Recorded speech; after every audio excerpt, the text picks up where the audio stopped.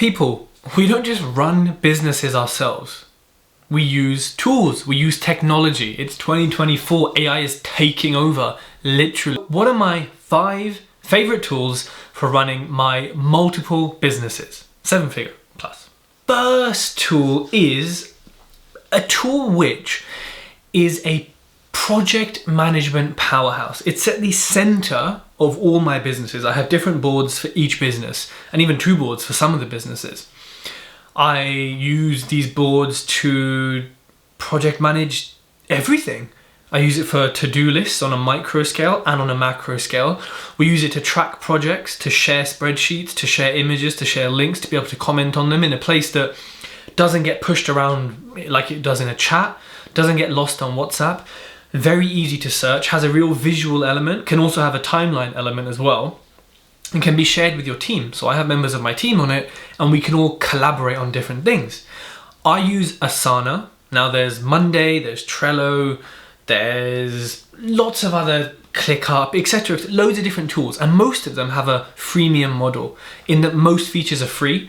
And for me, I'm on the free version and I don't have a reason to upgrade. I might in a couple of months or a year or so, but for the last couple of years, free Asana has been all I've needed. Honestly, if you haven't used these tools, pick one and just use them and see what happens. You know, as a project management, company management, collaboration tool, they're amazing, you know, and with the timeline features as well, when you're working on like specific projects, that helps massively. Being able to see what is being done each week. You know, I've used it for refurbs on projects, you know, obviously I'm a property investor as well and have been for a while. I used to use it on that as well, kind of like Gantt charts, super useful. Direct to vendor outreach. You know, I mean, for example, if I look at the one in my food business right now, I mean, there's 2 things on there. There's one half for me and one half for my ops manager. As in, so I have to do, in progress, complete. He has to do, in progress, complete. I've got in progress a content list for YouTube, so to film with him and the team. I've got an offer for residents in a village called Cranfield in Bedfordshire, where one of our cafes is. And I've got a very ongoing in progress one, which is to source a new food truck, which has about 26 comments on that one. And actually I've been doing that today. I was just bidding on one earlier. You know, in the to-do, I've got 2025 event outreach, which actually is kind of happening. I've got printing some collateral. I've got looking at the drinks fridge. I've got a really big one of the next stage priorities for Bandit as a business. Got film an induction video, get us for some awards, and promoting one of the staff into kind of an events role, just a list of bits there. And then incomplete, I've got hired a new chef, moved away from Clover, point of sale system, which was a piece of shit, presentation for one of our key stakeholders, food safety certificates, you know, so it's just, I mean, everything is in there, you know, an incredible bit of kit, totally free. You can assign tasks to people. It's great. Even if you don't have staff and you don't have in your head a massive workload, using it as a to-do list, I think will help you massively. Just because you can customize, it's not just done or not done. It's sort of, there's different levels of it. So it has more complexity in a really good way. Now the second tool, this really applies if you have staff. So if you don't, you can skip a minute or 2, is something for communication. WhatsApp is okay. What you really need is Slack or Microsoft Teams. I prefer Slack. You have Discord as well, but Slack is just professional. It works. The free model is good. It does delete your messages older than 3 months, which, you know, if you're on the free version, just make sure you're not putting well, you shouldn't put passwords in there anyway, but just important things in there or legal things in there, because you're going to look back and say, oh, what happened then? So use Asana for that.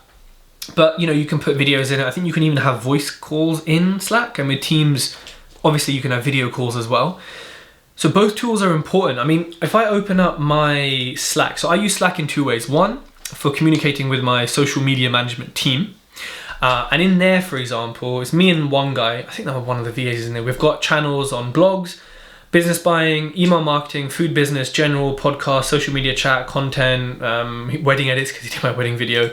And if I go into Bandit, we've got ones for each one for our sites, a third one for events, a fourth one for a certain type of event that we do every month called Eats and Beats at Unity Place in Milton Keynes. Come down if you're free.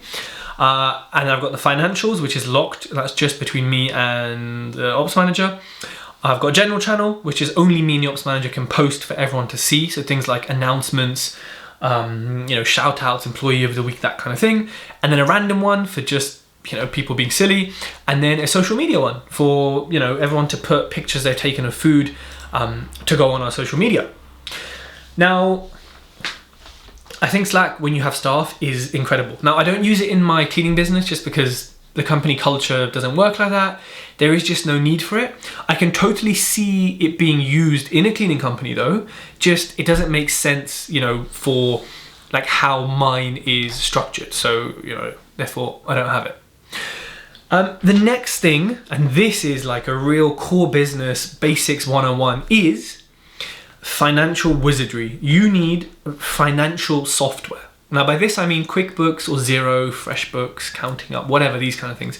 I've always used QuickBooks. Now I know Xero is the biggest one, but QuickBooks, Xero just looks like Windows 98 sometimes. Like the interface is really not, as you Gen Z say, it's not giving.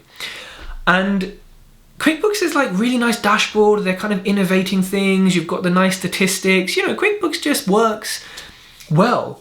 That reminds me, I need to get that set up actually for Bandit properly. And of course, when it comes to doing your accounts, if you do them or your accountant does them, you'll be very grateful for QuickBooks. Now I use Monzo bank account. All these modern banks, all these dinosaurs, they have good tech in app. Like you can categorize things. If I open up, let's see, this is a real test now. Yeah, so if I look at the analytics, let's have a look here. So I've got a kind of cash flow, hopefully you can see this, bit of a reflection there. I've got a cash flow measurement there for the past few days. I've got income from various sites within the food biz. I've got, various expenses going out, and you can see they're all categorized. If I go to more, you've got even more categories. So for me, yeah, Monzo is great and it's a really good let me just look at it. But QuickBooks really gives you that in-depth quantification, that's the word. But more importantly, it lets your accountants have a much easier job. But the Monzo's pretty good for day-to-day, Like I love it, and Monzo, great design. But if you don't have this and you just do it in spreadsheets, again, depending on the size of your business, it might be okay. QuickBooks does come at a cost, I don't know, 15, 20 quid a month. My accountants give me a discount. If you want an instruction to my accountants, click the link in below. Next, in today's world of generating content, of social media posts, of really bad design not being acceptable anymore, and I'm glad if we can please ostracize and bully and judge bad design, I'm here for that. Canva, hello, one of the best tools in my whole arsenal for designing menus, for designing posters, for designing presentations, Instagram posts, quotes, for making little Listen, just name it, it can do it. It's incredible. I would pay for it. The paid version is incredible. Free version is also really good, but you just won't find anything like it. Way easier than Photoshop, way more preloaded and kind of things that are ready, so you don't have to be a designer. It helps massively when you are a designer, don't get me wrong, because I can tell the difference when someone is or isn't or has design experience.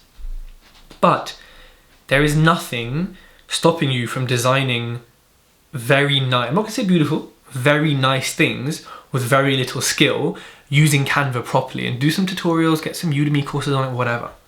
But for me, that is just an incredible bit of kit, absolutely incredible bit of kit. And then I'll also add a little bonus here, so it's like 6 tools I'm giving you. Something like Hootsuite, or I use Later Media to schedule your social media posts. Trust me, incredible. People say, oh, but then it ruins the algorithm and then it doesn't like your post as much. Okay, if that is true, haven't seen any evidence for it, I'll take that little hit for having more time to just not, 7 o'clock, let me put a post up, let me find the caption, let me get the picture of, where is it? Oh, distracted. How come I didn't post yesterday? A lot of you are in that situation because a lot of you don't post enough on social media. We're in a creator economy, people, use generated content, UGC. But really good get everything done for the week, and that's it. You don't have to think about it. You don't have to be there to post. You don't have to remember. It just does it for you. And that in combination with Canva, chef's kiss, eh? all day. And the last one for me is going back to data. Now, there isn't a specific tool for this because it depends on your business. If you're in e-commerce, it could be your Shopify dashboard. If you're in the business of attracting people to your website for whatever reason, it could be Google Analytics, right?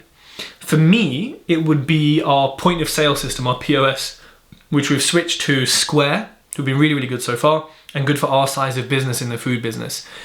That for me, checking it daily, looking at what items have sold, what haven't sold, and then also comparing that to our COGS spreadsheet, cost of goods, cost of labor, etc. Actually, it kind of does have a cost of labor tracker in it as well, which is quite useful. But having that bit of data, being able to look at those spreadsheets, have it all visualized. Okay, how much is it up from last week? Does it for you? How much is it up from last year? Does it for you? Which items are not? Which category of items is best selling? Having data on what you sell, whether it's a product or services, is your full house paint selling more than your, room paint? And actually, is it work out better on the labor? Are you selling more of this fidget spinner, not that one? Are you selling more Canon cameras than Fuji on Thursdays? Why is that? And it allows you to learn, evolve and adapt from that data. And I always say how important data is. You can't do that without data. And look, there's plenty of statistics on how understanding your data, especially your sales figures and your costs, that's kind of everything, can massively improve your business. One of the things that I do in my full business analysis workshop with my mentees is we go through every single cost for the last month or two, right? Every single bit of income and the VAT that inevitably gets taken off of it. And we analyze, are these regular costs? Are they not? We analyze, what is your actual cost of goods? What is your cost of labor split out? Why is it that much? What are they doing for that half an hour? Because if they weren't actually working for that half an hour and you cut the hours based on that income, right? And so it's a massive part of the work I do on consulting businesses like yours and people like you is saying, well, you just think this is acceptable and you're paying this, this, and this, but have you negotiated that? Have you got different payment terms? Do you know exactly what's being done in those hours that are logged by staff? Have you tried increasing the prices? Have you tried menu engineering? If we can go through to not increase the prices, but to increase the perception of quality. And some people hide their quality. They've got amazing ingredients, but their menu is so crap, for example, they're not conveying it. They've got 7 grand hoovers that can hoover car parks, but their website doesn't show it at all. So a lot of the time that I spend consulting with businesses is things that we just don't think about because we're in it and no one's told us that we can do it a different way. So, people, for me, the top 5 tools of any business. The first one is a project management powerhouse. Second one is Captain Communication. Third one is a financial wizardry tool, QuickBooks. 4 is for marketing and design. And number 5 is a data dynamo. People, make sure you hit the bell button, hit subscribe. This is 30 bits of content in 30 days. Let's go.